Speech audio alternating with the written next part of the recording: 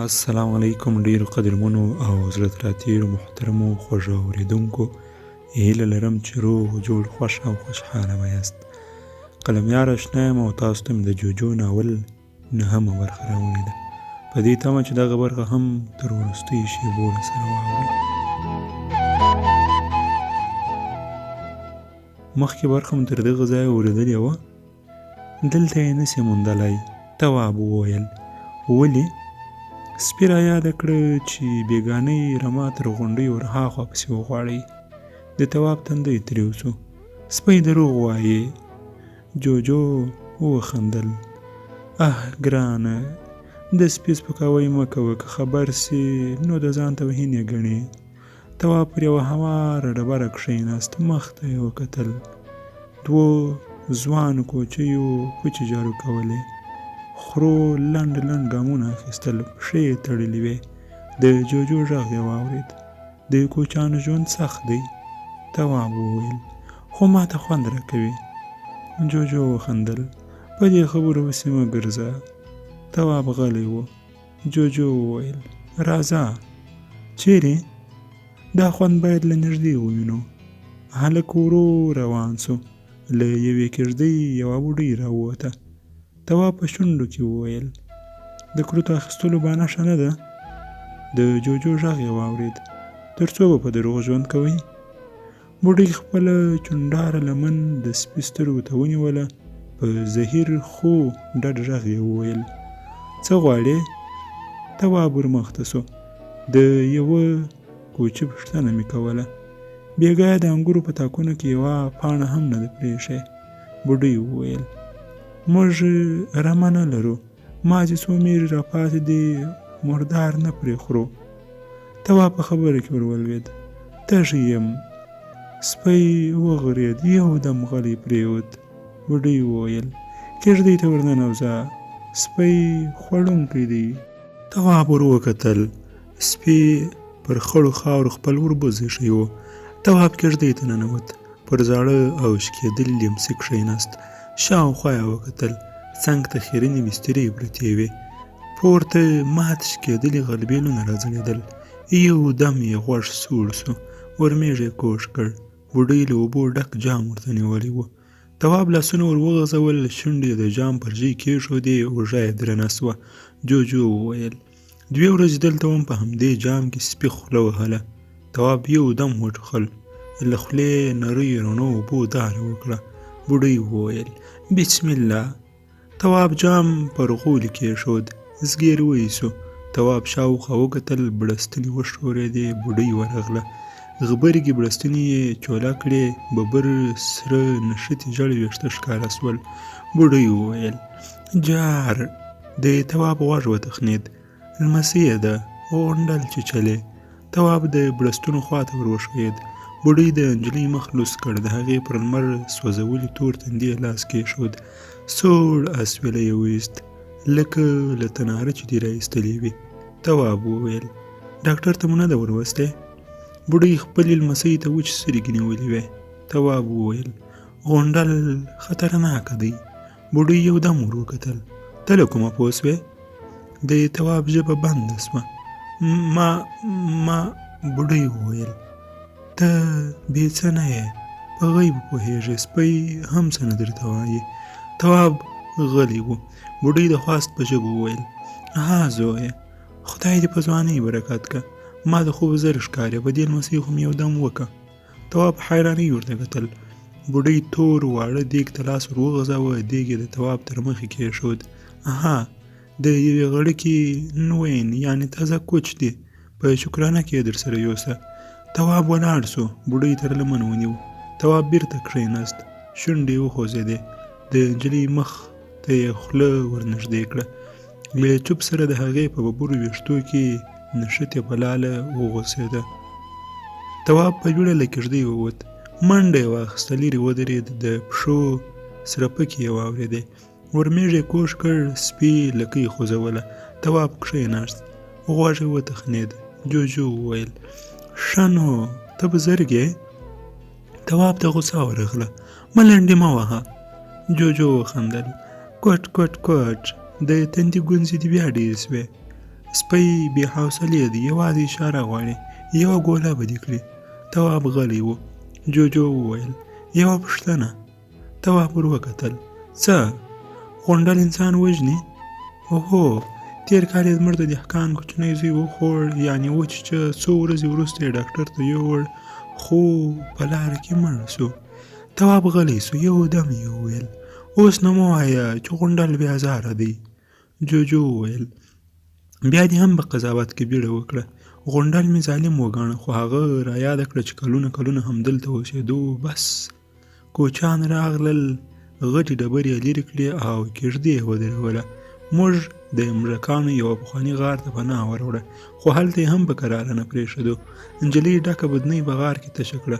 یو شوخ زوی مې پر لمن ور وخوت او د نجلۍ غاړې ته یې خوله وروړه. تواب غلی و.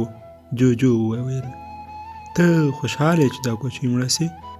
تواب حیرانۍ ور وکتل. جوجو وویل ورسه، بوډۍ پوه کړه چې د نجلۍ غم وخورې. تواب ورو ولاړ سو. شېبه وروسته د کېږدۍ تر مخ ودرېد. بوډۍ د کوچو له دېګ سره راووته. تواب ورو وویل نجلۍ باید ډاکټر ته ورسوئ. بوډۍ وخندل. جهار د ډانکتر کار یې نه دی، ستا دم به یې ټک پترۍ کړې. یو دم یې هلک تر لاس ونیو او دواړه کېږدۍ ته ننوتل.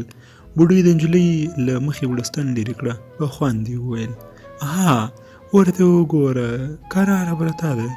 تواب ور وکتل. د نجلۍ د خولې لنده غاړه تکه شنه وه. بوډۍ وویل پیاز مې په اور کې ایښی، بس چې خوړین سو پر غاړه به یې ور وتړم.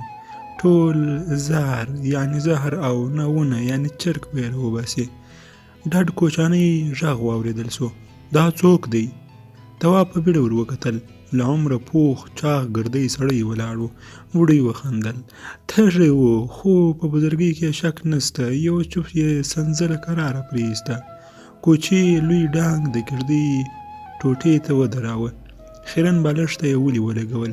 په ډډ کوچني غږ یې وویل ادې جونګی مې خرڅ کړ. بوډۍ یو دم کښېناسته. تواب ور وکتل. د ښځې رنګ الوتی و. کوچي وویل خوا مه بدوه، په کور کې یوه لپه اوړه هم نسته. د بوډۍ د تندي ګونځې لا پسې ژورې سوې. همدا یو جونګی را پاته و. کوچي ته غوسه ورغله. بلا ورپسې هلکان خو له لوږې نه سو مړه کولی. میږ یې رمباړه کړه. تواب ور وکتل. دوه واړه هلکان په څو ډنګرو میږو پسې روان و. یوه یې پرتوګ نه درلود، اوږده لمنه یې باد وهله. د کوچي غږ یې واورېد. مړۍ خورې؟ تواب ور میږ کوږ کړ. کوچي ده ته کتل. تواب په بیړه وویل نه. تر کېږدۍ ووت، ودرېد. کوچي ته یې مخ ور واړوه. په وېره یې وویل دا نجلۍ ډاکټر ته بوځه، مري. کوچي چیغه کړه ګلندامې دا چای زهر زه کوم دې پسې څه کړه؟ ښځینه غږ یې واورېد. زوز اور نه اخلي، لاندې دی. تواب ښۍ خواته وکتل. په خړ پنډ لوګي کې یوه ښځه پټه وه. ښځې یو دم وټوخل، ولاړه سوه. سترګې یې تکې سرې وې. بېرته کښېناسته. زوزو ته یې ورپو کړل. غوټه لوګی یوې خواته کوږ سو. تواب په زړېدلي سر ګامونه واخیستل. جوجو یې پر اوږه کښېناست. ورو یې وویل هلکانو ته وګوره. تواب سر پورته کړ. بې پرتوګه هلک په خاورو کې ناست و. پر خوله او پزه یې مچان بونګېدل. بل د کوټې خلاصو پښو ته پړی راچاوه. جوجو وویل اوس پوه سوې چې کوچیان سخت ژوند لري؟ تواب یې په خبره کې ور ولوېد. زه څه خبر وم، په کتابونو کې ډېر صفت راغلی، ان لوی لوی شاعران او لیکوالان یې لا په صفت نه مړېږي. جوجو وخندل. ګرانه په دې خبرو پسې مه ګرځه. زه 2-3 ورځې له کوچیانو سره وم، ډېر څه مې لیکلي، خو لمر دی، برقي تورې سم نه ښکاري. تواب غلی روان و. جوجو وویل شاعران او لیکوالان دې یاد کړل. ما هم د دوی ځینې لیکنې ولوستې، خو زه ډاډه یم چې کوچیانو ته یې پر پاخه سړک د روان موټر له شیشو ورکتلي دي. دوی له لرې د هغې پیغلې کوچۍ تصویر رااخیستی چې په اوښانو پسې روانه ده، خو هېڅکله یې د هغې له وچو شونډو راوتلې نه دی اورېدلی. د هغې په چاودو پوندو کې تللي اغزیو ته پام نه دی راوښتی. د هغې د تندي مړو خولو ته یې نه دي کتلي. د هغې په تنکي عمر کې د سترګو شاوخوا ګونځې نه دي لیدلي. جوجو غلی سو. تواب هماغسې زړېدلی سر روان و. جوجو وویل شرط تړم که په همدې شاعر او لیکوال یوه ورځ د کوچي بړستن هواره کړې تر سهاره به یې سپږمې ټینګې نیولې وي. که دې ډوډۍ ورته کېښوده په کاسه کې به ویښتان پسې غواړي. دوی د کوچیانو د ژوند په صفت نه مړېږي، خو که ورته ووایه چې یوه اونۍ ژوند ورسره وکړه نو د پوچو د بوی او دوړو له لاسه به یې د تشناب کاغذ سپږمو ته نیولی وي. یوه شېبه یې د موټر له شیشو یوه کوچۍ پیغله ولیده، 100 مخه یې پسې پټ ډک کړل. جوجو غلی سو، د تواب په روژه یې چونډۍ ور ولګوله. پوښتنه یې وکړه چې لیکوال او شاعران باید څه وکړي؟ تواب وویل څه وکړي؟ ښه پوښتنه ده. په اوښ پسې روانه کوچۍ او په غره کې د شپېلۍ غږ ټول ژوند نه دی، هر څه ته باید د واقعیت په سترګه وګوري. د هغې کوچۍ سرې سترګې دې ولیکي چې په لندو زوز اور ولوي او سږي یې له لوګي ډک دي. هغه نجلۍ دې انځور کړي چې غونډل چیچلی خو ډاکټر نه لري. هغه بې پرتوګه ماشوم دې یاد کړي چې پر خوله او پزه یې مچان بنګېږي او له مکتبه محروم دی. د هغو کوچیانو ستونزې دې وڅېړي چې ټوله مالداري یې ناروغۍ ور تباه کړه. تواب غلی و. جوجو وویل راته ووایه چې ګټه به یې څه وي؟ هلک همدا پوښتنه تکرار کړه. جوجو وویل واقعي لیکنې به د کوچیانو ستونزو ته د نورو پام ور واړوي، د دوی له رښتیني ژونده به خبر سي. کیدای سي چې سیار مکتب او شفاخانه ورته جوړه کړي، د مالدارۍ غم یې وخوري. که نور نه وي د هوایي خبرو پر ځای خو به یې واقعیت ویلي وي. د تواب شونډې وخوځېدې. مکتب را ورسېد، اوږه یې سپکه سوه. ملک وویل یوازې توپدانۍ پاتې دي. یو ځوان په منډه جومات ته ننوت، بیرته راغلی. 2 توپدانۍ پر هوار ګیلم کړېښودې. ملک وویل ښه ځای دی، هوا چلیږي. څپلۍ یې وایستې، په رنګارنګ هوارو ټغرونو مخکې لاړ. د زاړه توت تنې ته ایښی بالښت ته یې ډډه ووهله. ویې ویل د چای غم خوړلی دی؟ یوه کلیوال په بیړه ځواب ورکړ کورونو ته مو احوال ورکړی، چای او ډوډۍ په خپل وخت راځي. ملک غټه چونډۍ نسوار تر ژبې لاندې کړه. ورو یې وویل ناوخته سول. کلیوال غلی و.